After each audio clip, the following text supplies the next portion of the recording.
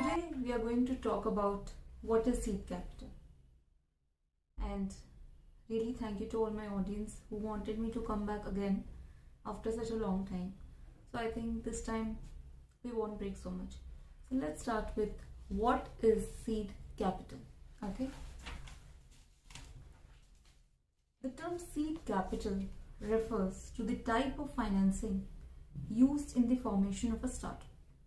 Funding is provided by private investors, usually in exchange for an equity stake in the company or for a share in the profits of a product.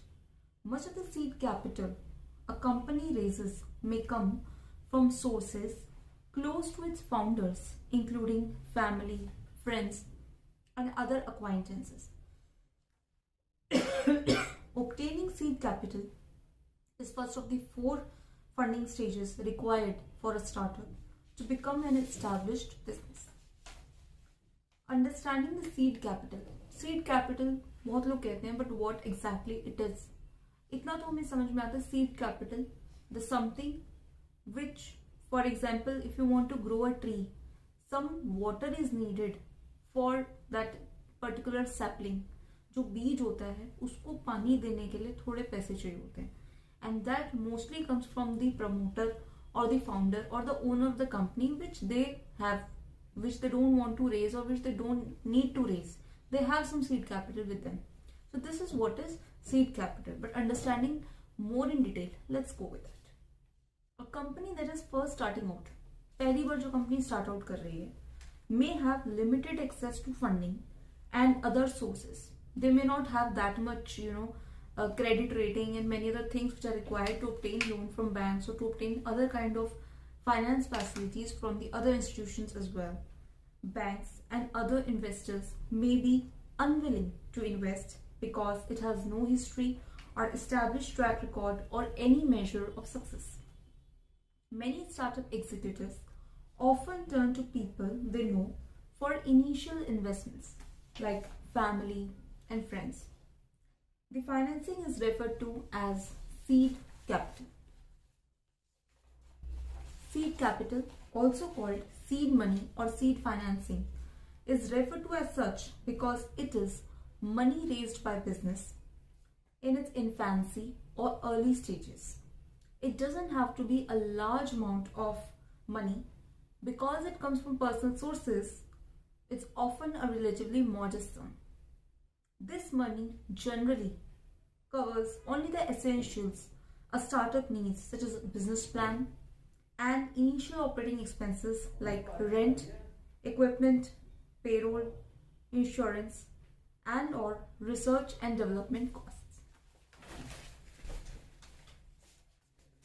There are some special considerations which are required in case we want to go for seed capital. I know you will be thinking, what special considerations if promoter wants to use its own money for the business? Even in that case, what specially we need to consider? Yes, of course, it's a big decision that you are investing your own money and that the hard-earned money. So what are that? Before that, let me also tell you what are the other sources, what are the other options which an owner has or which a startup founder has. He or she may go for seed capital, may go for venture capital, mezzanine funding, and an IPO. As mentioned above, seed capital tends to be just enough to help a startup achieve its initial goals. If the company is successful in its initial phase, it may catch the interest of the venture capitalist. These investors are likely to invest heavily in the company before it moves further. So-called mezzanine financing is sometimes necessary to support a company into its introductory phase. This is usually available only to businesses with a track record, even then at a high rate of interest. The final stage is when the early investors get their payday. When a young company goes public with its IPO, it raises sufficient capital to keep growing and expanding. Seed capital versus angel investing. Professional angel investors sometimes provide seed money either through a loan or in return for equity in the future company. These investors are generally high net worth individuals and may come from the personal network of a startup founder. Angel investors often enjoy a hands-on role in helping develop a company from scratch. If the angel investor contributes less than $1 million, the money is usually in the form of a loan. For the entrepreneur, this can solve the problem of attracting sufficient seed money, given the unwillingness of financial institutions and even venture capitalists to take on considerable risk. When contributing more than $1 million, an angel investor typically prefers seed equity and becomes a co-owner of the startup and the holder of the preferred stock with voting rights. Now, what is the difference between seed capital versus venture capital? कहाँ जाएं? Seed capital के पास जाएं या venture capitalist के पास जाएं? So you should know that venture capitalist is a very later stage. Only when you grow to a stage after having received seed capital, then can you opt for venture capitalists, because venture capitalists don't invest generally in startups which are having no shape of their own. So although seed capital and venture capital are very much commonly used as synonyms, but they tend to overlap and they have a difference. Seed capital is generally used to develop a business idea to the point that it can be presented effectively to venture capital firms that have large amounts of money to invest. If venture capital firms like the idea, they generally get a stake in the new venture in return for investing in its development. Venture capitalists provide the lion's share of money needed to start a new business. It is a considerable investment, paying for product development, market research, and prototype production. Most startups at this stage have offices, staff, consultants, even though they may not have any actual product.